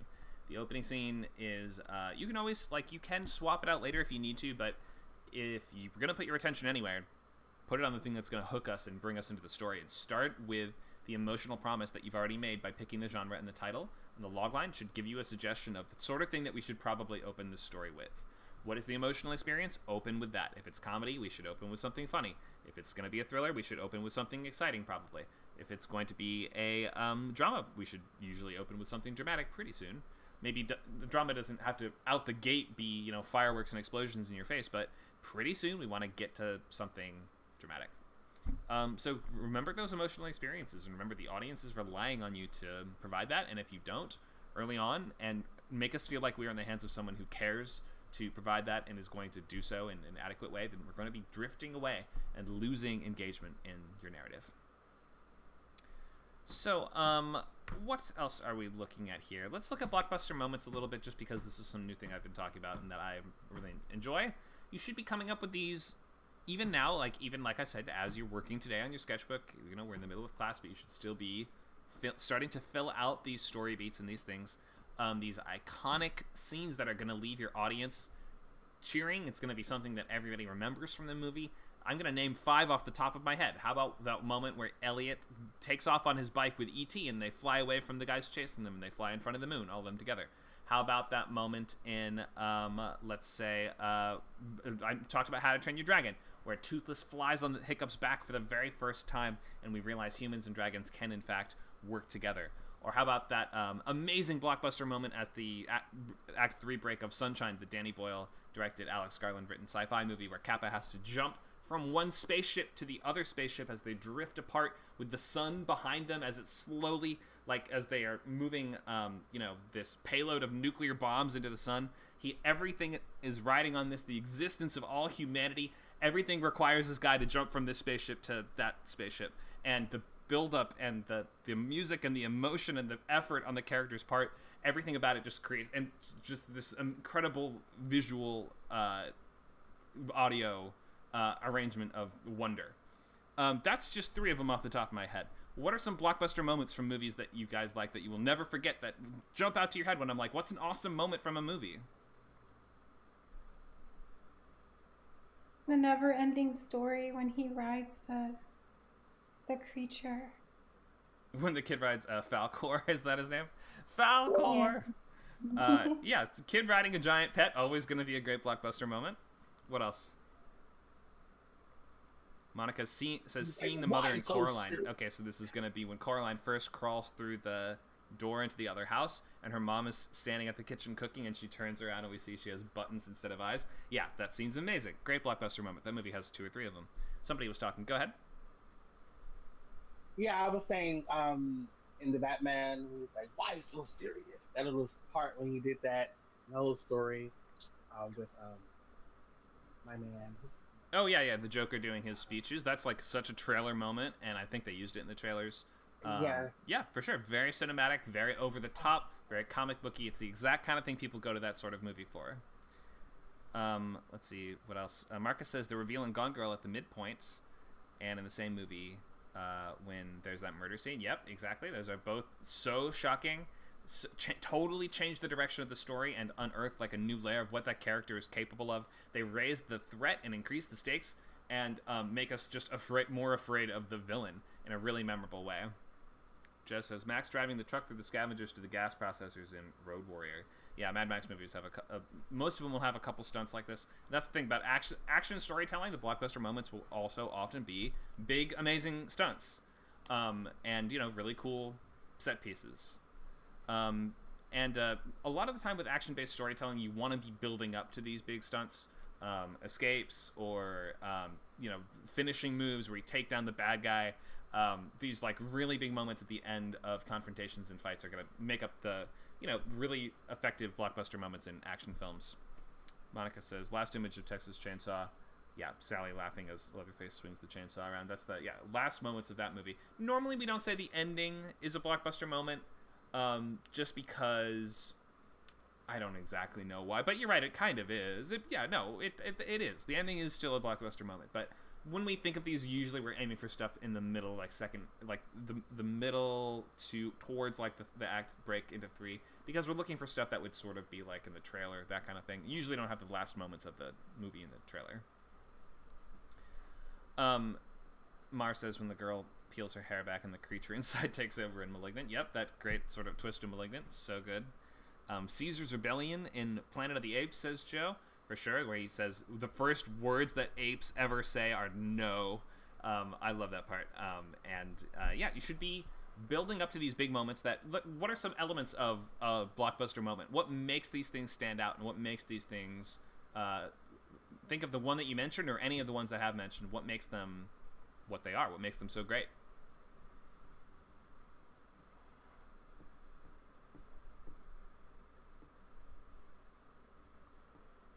I think up until the point when in Batman was like very ominous and untouchable,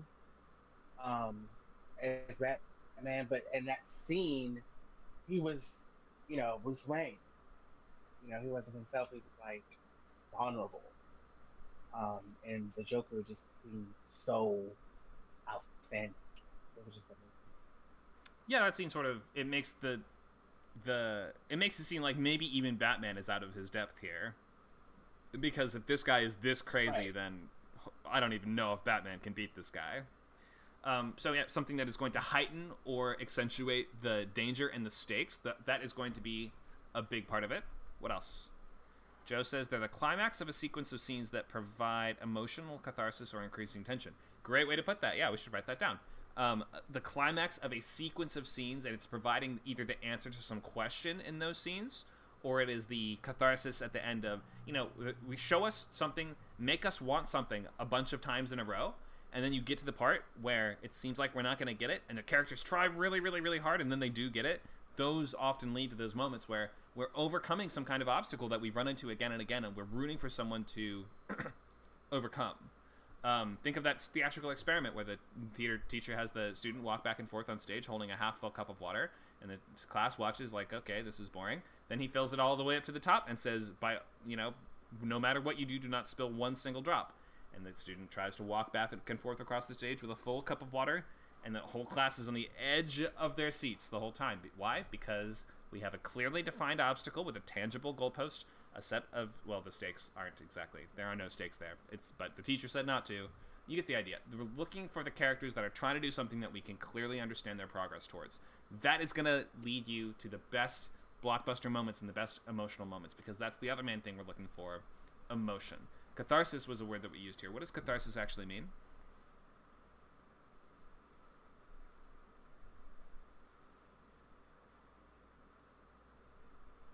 It is a sense of having relieved a tension that has been built up in the past.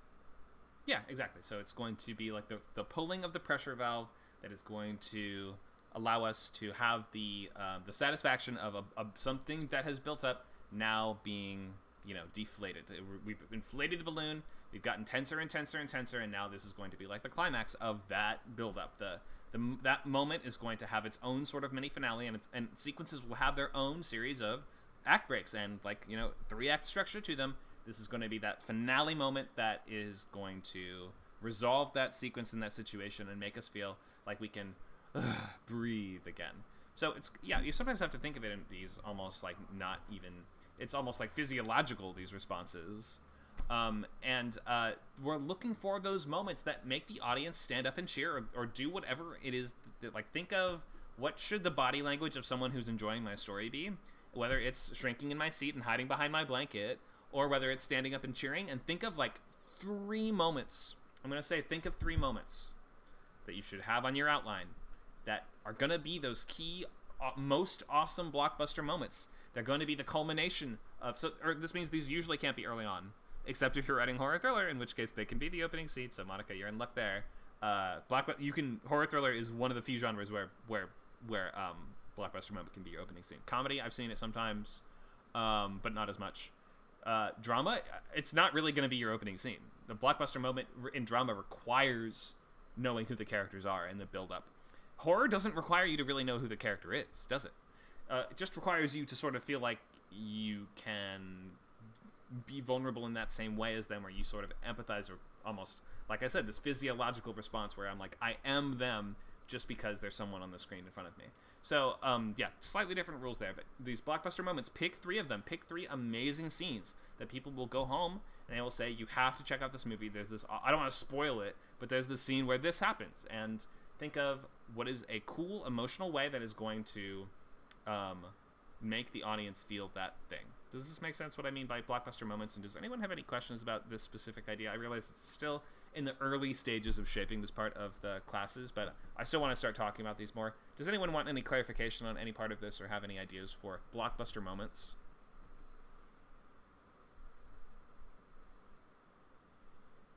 I understand it as a highly emotionally charged moment that stands out. Would that be... Those are emotionally charged moments are often, they make for good, awesome blockbuster moments. I think the maybe even easier way to think of this is these are just moments that are pure awesome. Like, you don't have to have a clear picture of how it's going to happen in the script when this is what the sketchbook is for, is to think of what is awesome in this genre. If we're writing a fantasy movie, what is awesome about fantasy? I think, golems, dragons. What if we did a scene where, a swarm of dragons was fighting a golem? Wouldn't that be cool? And I could say, write that down. I don't know how that's going to fit into the movie, but that could easily be a big blockbuster moment. Now start to layer on emotionality to it and make it the answer to a question and add a bunch of obstacles early on that says, dragons will never ever fight golems because that would represent, the greatest act of bravery and sacrifice that could ever be made on anyone's part. And then by the time that happens, we'll be like, dragons, they're never going to fight the golems, but I really want them to. So just think of what is awesome to you. What is cool? It requires to write movies especially, but write anything, you just have to be in touch with what you think is cool. And you need to be a fan of your own ideas and a fan of the stuff that you like. It might even sound redundant, but unless you can name 5 awesome things off the top of your head for that genre, then you might not be that big a fan of that genre. You might just need to watch it more. Joe says, would you exclude the finale climax from the idea of blockbuster moment? No, the finale climax is often one of the blockbuster moments. In fact, usually it should be one of them. How the main character finally defeat... Yeah, ideally it is one of them. I'll give you the ideal moments. You have one in the fun and games. You have one as the climax to the finale. And you have one more wild card that might be midpoint, or it might be break into 3, or it can kind of go anywhere you want. But if you're looking for spots to put them, choose those. One in, let's say... either the middle or the culmination of the premise scenes, and one at the climax finale, then one to go wherever you want. These are kind of silly rules. We're all just trying to think of the same ways to write cool moments and cool scenes, and if you're absolutely having no luck thinking of what are my blockbuster moments, or if this is slowing you down in some way, don't let it slow you down. These things are just to help you, but you should just make sure that you're building up to stuff that is worthy of the time that we're investing into it. You should, when you're brainstorming, listen to a soundtrack from the type of movie that you're writing and think of what would be worthy of this score. Like, you can't listen to a Hans Zimmer or a Max Richter soundtrack and think a dinky-ass scene is gonna, like... Oh, sorry, language. You can't think a lame little scene is gonna be worthy of a Hans Zimmer score, or be worthy of a Max Richter or orchestral swell of the violins. Like, you can't think that a lame scene could possibly could earn that kind of music. So, maybe listen to those soundtracks. Go to the gym, and when you're just walking around the neighborhood, whatever it is, put those soundtracks on and think of, gosh, what can I think of that would justify something like this? And that is going to be some of those key 3 blockbuster moments. Joe says, I was thinking of them being in Act 2 primarily. They should be in Act 2. Like, usually Act 2 is where these awesome things are expected to be, yes. Okay. Maybe we'll look briefly at some story beats. I mean, we've looked at examples from mine many times. Does anyone have... I'm not totally sure of, given the makeup of this class, has anyone never done a structure lecture with us or done a structure class with us?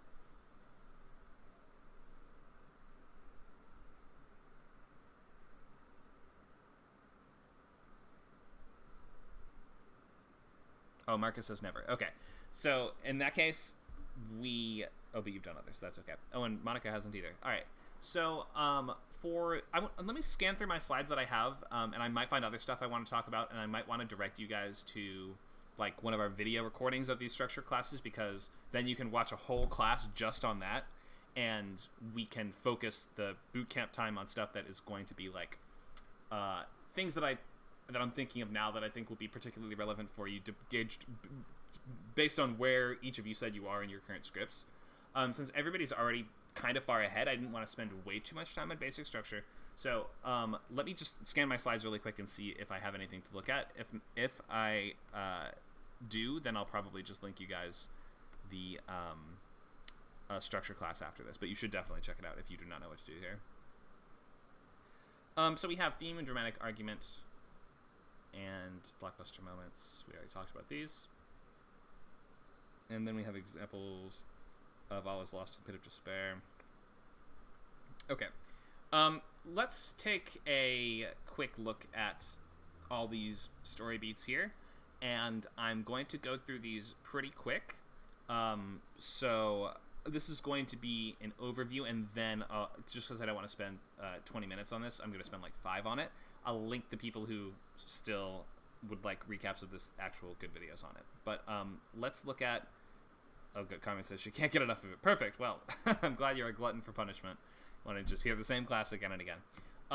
Let's go through just the very basics of the story structure, and I would get ready to take notes if you are not sure if this is an early time that you've heard versions of these, or if you just want to make sure to get this down. I'm going to go through this pretty quick. Okay. Let's get started. So, we start with the intro. The introduction to your story starts at the very beginning and gives us the normal world. So that's going to be your main character living their life as they always have. If we look at that the sort of Pixar rules of storytelling, we start with once upon a time there was blank. In our log lines, we have an adjective protagonist. And the intro section is telling you this part of the script where you need to be setting up that is who your character is. An adjective protagonist. So, if they are an alcoholic cop or whatever it is, like, be setting up. Like, in your early couple scenes, we need to be showing that to be true about them, whatever is going on. So we're going to get a sense of what's missing, what is your main character's flaw, and what do they want. We need to kind of get a sense of what it is that they're going to be seeking in their life. They're in this sort of stasis where things won't change until they get to this catalyst moment, which is nowadays going to be around page 10. This is going to be something that shakes up your main character's life, and it can be a coincidence. It might be they get hit by a bus. It doesn't have to be anything in particular, but this is going to be something that might be out of your main character's control, and it's going to be that first domino that causes the rest of the dominoes to fall and essentially makes the story happen. So this should be one single thing. Many of these sort of sections should have a bunch of bullet points underneath them when you're writing the story beats outline. Not catalysts. Intro should be a couple. It should be like 3 or 4. Catalyst should be one single thing. A catalyst is not a series of events. It's one thing that happens. This is a sort of call to adventure that is going to kind of unveil this doorway to your main character, whether that's you got a new job. I wonder what it's going to be like when you start that job. Or you got a case of the week, detective. I wonder what the details of this case are going to contain, and I wonder if I have what it takes to stop the villain behind it. Like, this is the sort of doorway that is your main character is going to investigate the idea of moving through. That's why we call this next section Trying the Locks. Imagine that a doorway has been unveiled to your main character, whether that's you meet the perfect person, or whether that's you get a job offer, or whether that's you get a magic bracelet, or you get bitten by a radioactive goose. Whatever it is in the catalyst that occurs is going to give your main character a possibility that things could be different than they have been or that they are right now. Trying the Locks is a section of the script which takes place in a 90-page between 12 and 25, but it might be slightly more or slightly less depending on what you're doing. But this is where your main character is sort of being tested, and we're sort of going through these questions of, is your character ready for this journey? Is the world ready for them to do this? We're learning the rules of the world. We were talking about this archetypical superhero story before about the mole guy that gets bitten by the radioactive mole. This is where he's like, I can actually eat dirt now. How does that work? Oh, what do I do with all the dirt that I chew up? And we see him, like, his neighbors almost find the tunnels that he's digging up in the backyard, and he's realizing the ramifications and limitations of his powers. That is a really fun part of the movie that many people neglect or think, do I really need this? I don't want to have them debate. I don't want to have characters just sit around. Well, that's because you shouldn't have them just be sitting around and talking back and forth of whether or not we should go on the journey. Trying the Locks is about your main character actively attempting to navigate the shortcomings that will come from this new door that has been unveiled to them, or this might be them taking the first few shaky steps on that journey. Like, if the catalyst is we get drafted to war, Trying the Locks might start where we're at boot camp, and now the questions are going to be, is our main character going to be able to fit in with the squad? Are they going to be able to overcome the bullying from the mean drill sergeant? Are they going to be able to get through their first obstacle course? Because these are all the questions that might answer the question of, are they ready for... these might be the questions that... how am I trying to say this? These questions... by answering those questions, we will answer the question of, is your main character ready for the journey in the movie, which is you're going to go to war. So when we break into two, that's when your main character gets out of basic training, and we say, or they figure out enough of their powers that they can basically use them, that we say, okay, now you've got to go forward, and some threat has emerged, some clear way to achieve your goal that you're trying to accomplish has manifested and clarified itself. So now your main character is going to take that step through that doorway. You want to have them taking this step on their own. We don't want to have a main character that's being dragged through the story almost ever. And that might require you to say... That might require you to give your main character an alternative in some points, because you might say, this is a movie about a guy that gets drafted and goes to war, in which case your break into two might be some other soldiers are escaping, and they're like, do you want to come with us? And your main character says, no, I'm choosing to stay. Even though within the frame of that story, we understand he doesn't really have a choice. So we're choosing to move forward into Act 2, which is in hitting our premise scenes, which are going to be those scenes where we show the cool stuff that you promised in terms of the basic genre of the movie. So that's going to be the scare scenes for a horror movie. You're going to have scare sequences all throughout the movie, but especially here, this is going to be your main character going head-to-head, one-on-one with the villain as much as possible, though in some stories it might be, they're not actually able to go face-to-face with the villain all the time. Regardless of that, they're going to be clashing with the antagonistic forces. They're going to be having the fun of the premise that you suggested and basically doing what it said in your logline. This is the primary action of the whole movie, and this is about 25 to 45 on a 90-page script. Have fun in this section. Do all the wacky stuff that you saw in the trailer and the poster, and just give us a fun experience that shows that you're going to deliver on the promises you made in the story. That midpoint we talked about today, so I won't go too into, but that's a moment where those initial challenges might have been overcome, but now the stakes have been raised, perhaps because the true enormity of this journey that's facing us has been clarified to us. The escalation, and remember, midpoint is just one thing. Midpoint is not a series of things. Escalation is next. That's a series of a couple things. That's on a 90-page script, going to be 45 to 60. That's going to be when the main characters perhaps have overcome the first few minor villains or whatever, but now the villains' command redoubles their efforts and they send more whatever at the hero, more bigger robots. Or if it's a movie about people trying to survive in the elements, this might be, you built your shelter, but now a hurricane's coming in, whatever it is. And we're going to make things increasingly worse for your characters until we hit that 65-page mark, which is called the All Is Lost moment. That's going to be where things seem like they could not possibly get worse for your main character. Usually that'll be the worst possible outcome they could imagine happening in this situation. And we're going to move from there into the Pit of Despair, which is a section of like 5 to 10 pages between 60 and 70-ish that are going to be your main character is often going to be separated from their central relationship, whether that's the death of a mentor or that could be a breakup of the main pair or anything like that, in which they're going to try to be, they're wallowing in this defeat, and it's they've either failed at their goal or they seem as if they're on the verge of failing at their goal. At which point we will hit this break into 3, which is going to be some kind of reconciliation or apology or lock and load moment, or just something that happens where your main character comes to realize the truth of the theme that they have been denying up until now. This is where, Neo from the Matrix is like, we're going to go rescue Morpheus. I know it's crazy, but I have faith that it will work because I believe that I can do it, because I believe I'm the one, because I've come to accept my role. And although I've been denying it this long, I finally must take this last step. So this is something that can only happen because of the journey that we went on. This should not be something that only coincidentally gets our characters out of trouble. That we call a Deus Ex Machina, and that is bad news. After this break into 3, we move into your finale, which leads us up to your final climax. That's going to be the big confrontation between your hero and the forces of your antagonist, which is going to result in one or the other being defeated, or maybe both, I guess, being defeated, at which point we want to wrap up pretty quickly in a feature within 5-6 pages usually, if you can. Try to give us like 2 or 3 more scenes at most. Maybe you get a couple more in some genres, but you can't really maintain energy that well after the climax is done. So wrap up and try to, you can leave a couple things unresolved or ambiguous, but try to answer all the main questions. Show that the main character has either succeeded or failed at their goal, or maybe you've left them with some ambiguous, like not quite sure if they succeeded thing. But regardless of what you do there, you should be answering the questions that you set up early on, making sure that you deliver on all the promises that you have made and put in place in terms of genre and also just like plot expectations. So we're not leaving a gun on the wall and showing a very clear shot of it and then never showing it again. Like, that seems like you're setting something up. So make sure that you are either taking out all the things that you've set up that you don't want to pay off, or you're paying them off. And then you leave us on some image that is going to sum up the point of the story. Ideally, your last image is going to be some kind of like mirror of the first image, or answer to the first image, or showing how a character has changed from the first image to the last image, or how is the world different now, or what's coming next, or a peek at the road ahead, something like that. Okay, that's a really quick breakdown of structure. That was super quick and a lot of talking. Any questions on structure from anyone?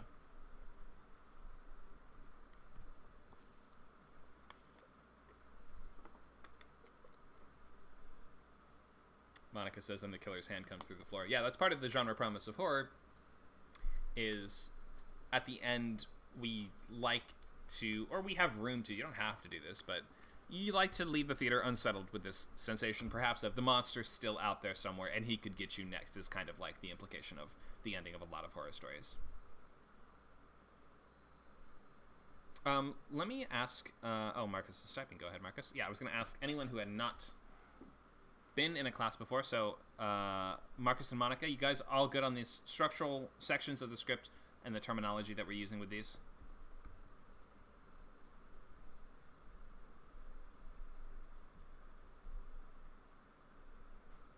Yes. Okay. Thanks, Nacho. This is the Nacho just posted in the chat. This is a breakdown of that kind of 90-page structure that I'm mostly using because I am writing horror, thriller, and action films for the most part. So if this works for you, use this. I like how kind of mathematical it is. We go 1 to 10, 12 to 25. It's all just very nice, even numbers, and I don't know, I'm weird about that stuff, but I like it. So feel free to use that if that works for you. And then there's a 110 version as well. Thank you for that. Okay, so if everyone's pretty clear on this, then what you're making for next time is a list of all these headings with all of the events that occur in those sections underneath them. And that is going to look something like this. You don't have to make it look exactly like mine, but for the most part, it should be readable. It should be something that you yourself can decipher. And I like to use these bullet points. Each one of these is mostly going to imply a scene, or sometimes they'll imply a couple scenes, like a little sequence or something like that. You don't need to have every single scene figured out and broken down, but try to get the major stuff. Try to, every one of these that's only 1 point. Like, for instance, we said, the catalyst, the act breaks, just 1 bullet point. The midpoint, just 1 bullet point. And all is lost, just 1 bullet point. Try to get those things that are just 1 bullet point down first, and that will help you to figure out everything else around it. The largest sections of the script should be the premise scene, or of this should be premise scenes, and finale. Finale being about 20 to 30 pages long. So after our Act 3, we want to make sure that we are really filling that section up with the best stuff that we have been building up to this whole time. Fulfill all those promises that you're making. Then we have denouement, which I put a couple little cards for, but usually I end up wrapping in less than 5 pages. This script now that I'm looking at is actually only 90, so I've cut this one really, really close. And although this outline that we're looking at here as a sample only exists to show you guys the kind of thing we're doing, it really does work. And the more you do this, the more natural building these will get for you. So, makes sense, everybody, how you are putting down the structural heading over each part in bold is how I like to do it. You put the pages next to it, although you don't have to break down every single scene. I'm just like, the debate, or, trying the locks is 12 to, what did I say, 24 here, 25 really, but you get the idea. You don't have to write, this scene is going to be 12 to 13, this one's going to be 14 to 15.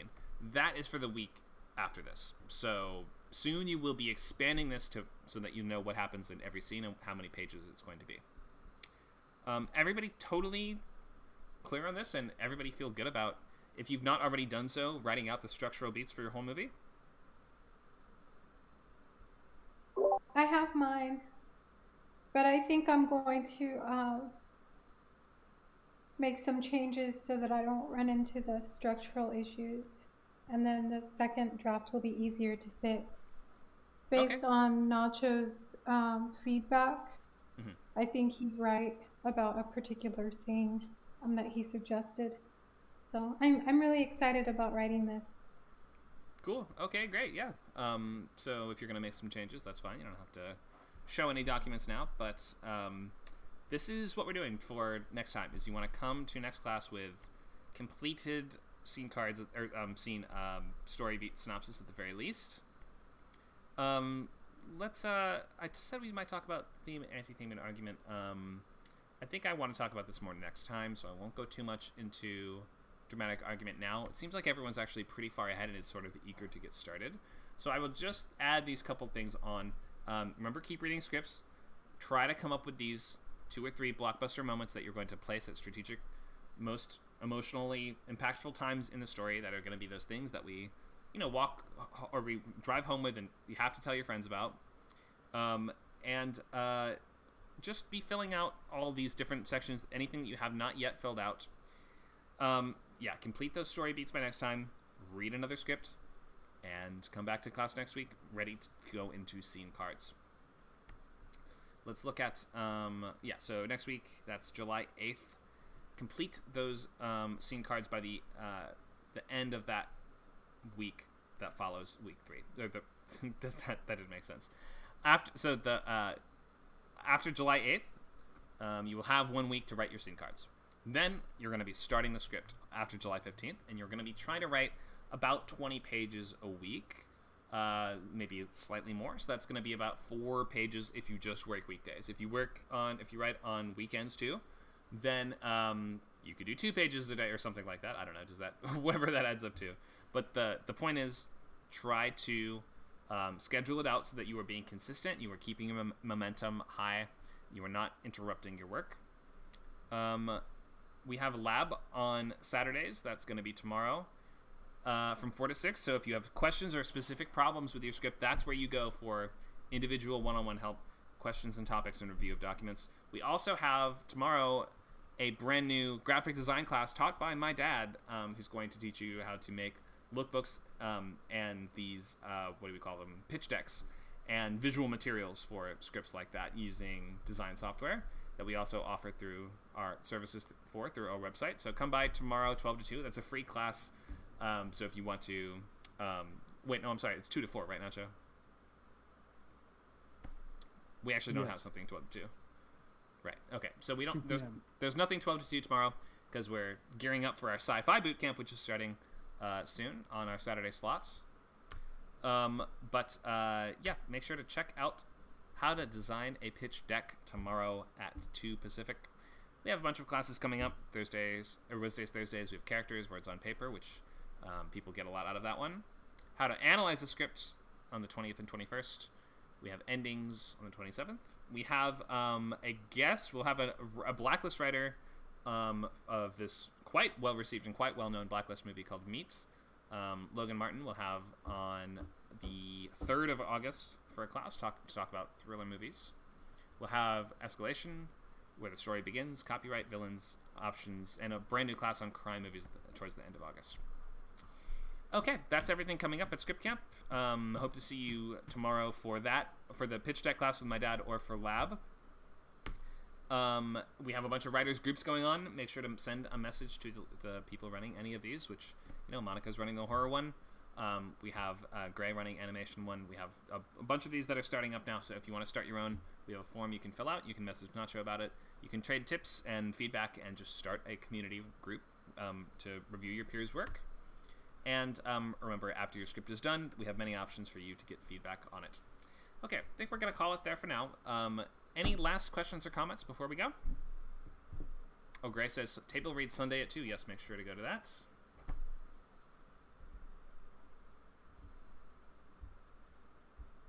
All right, we're going to we're going to end class there then. Thanks for coming, everybody. Make sure to get those story beat summaries done by next week. We'll see you then. Have a great night.